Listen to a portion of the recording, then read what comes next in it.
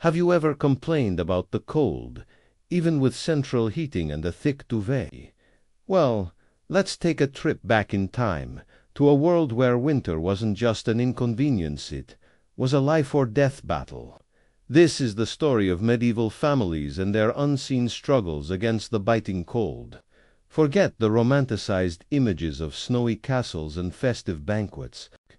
For the vast majority, winter was a season of dread. Picture this. You're a peasant in the 14th century. The days are getting shorter. The air has a sharp bite, and the last of the harvest is in. This isn't a time for cozying up with a good book. It's the beginning of a months-long siege. Your home is a simple wattle daub hut. The walls, made of woven lattice covered in clay, mud, and straw, offer little protection from the howling winds. Gaps and cracks are everywhere, letting in drafts that feel like icy daggers. There are no glass windows, only wooden shutters or cloth coverings that block the light along with the wind. The floor is just packed earth, cold and damp, sometimes covered with straw for a bit of insulation. But that straw gets dirty, damp, and becomes a haven for pests. Imagine waking up not just cold, but with frost on your blanket, your breath crystallizing in the air inside your own home. The heart of the medieval home was the hearth, an open fire in the center of the room. It was the only source of heat and light, but it was a double-edged sword. To have a fire, you needed fuel. For a peasant family, that meant spending precious autumn days gathering every scrap of firewood they could. But what if you lived on a lord's land? The forests belonged to him. Taking wood without permission, even a fallen branch, could lead to severe punishment. So, families had to make do with what little they were allowed, or risk a beating or a fine they couldn't afford. They burned peat, dried animal dung, anything that would smolder and give off a little warmth. And the smoke, with no proper chimney, just a hole in the roof, the hut would be constantly filled with thick, acrid smoke. It stung your eyes, choked your lungs, and covered everything in a layer of soot. Respiratory problems were rampant. The constant smoke inhalation led to chronic coughs and lung diseases that could easily turn deadly, especially for the very young and the elderly. So you had a choice: freeze in the dark or choke in the smoky gloom. Now, let's talk about food. The autumn harvest had to last the entire winter. Everything depended on it. A good harvest meant survival. A poor one meant starvation. Families would salt, smoke, and dry meat. They'd pickle vegetables and store grains and root vegetables like turnips and parsnips in cellars or pits. But storage was a huge challenge. Dampness could lead to rot. Rats and mice were a constant threat, capable of devouring a family's winter lifeline.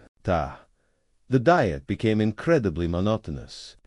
Day after day it was the same dark, dense bread made from rye or barley, and a thin porridge or pottage. A stew of whatever vegetables were left, maybe with a tiny piece of salted pork if you were lucky. Fresh food was a distant memory. This lack of variety wasn't just boring. It was dangerous.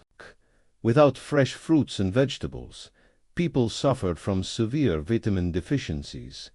Scurvy, caused by a lack of vitamin C, was common, leading to bleeding gums, loose teeth, and extreme fatigue. Weakened by malnutrition, people were far more susceptible to disease. For children, winter was especially perilous. They were more vulnerable to the cold and hunger. Their small bodies lost heat faster, and a meager diet couldn't support their growing needs. Infant mortality rates, already high, skyrocketed during the winter months. A simple cold could quickly escalate into fatal pneumonia. Families would huddle together for warmth, often sharing their sleeping space with their livestock, the family cow or a few sheep whose body heat provided a precious extra degree or two. It was cramped, smelly, and unhygienic, but it could mean the difference between freezing and surviving until morning. What about staying warm when you had to go outside? Forget insulated boots and thermal underwear. Clothing was made of wool or linen. While wool is a great insulator, especially when layered, most peasants owned only 1 or 2 sets of clothes. These garments were rarely washed and were often infested with lice and fleas. They'd wear cloaks and hoods, and stuff their leather shoes with moss or straw for extra insulation. But it was a poor defense against deep snow and freezing rain. Frostbite was a constant danger, leading to lost fingers and toes, and infections that could easily prove fatal in an age without antibiotics. The darkness itself was an enemy. With only the hearth fire, tallow candles made from animal fat or expensive beeswax candles for light, the nights were long and profoundly dark. Work, for the most part, stopped at sundown. The world shrank to the small flickering circle of light around the fire. This enforced inactivity and isolation could be mentally crushing. The winter months were a time of anxiety and fear, waiting for the sun to return.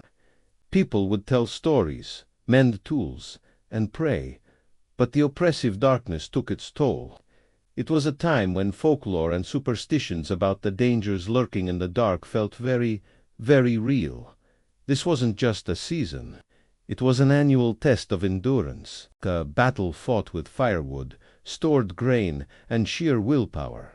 The first signs of spring, the melting snow, the first green shoots weren't just a change in weather. They were a signal of deliverance.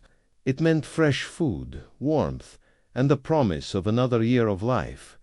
So, the next time you feel a winter chill, take a moment to appreciate the warmth of your home. Remember the frost-bitten nights of our medieval ancestors and the incredible resilience it took for families to simply survive until the spring. Thank you so much for joining me on this journey back in time. If you found this glimpse into the past fascinating, please give this video a thumbs up and subscribe to the channel for more stories about our shared history. Hit that notification bell so you don't miss our next video. Stay curious and stay warm.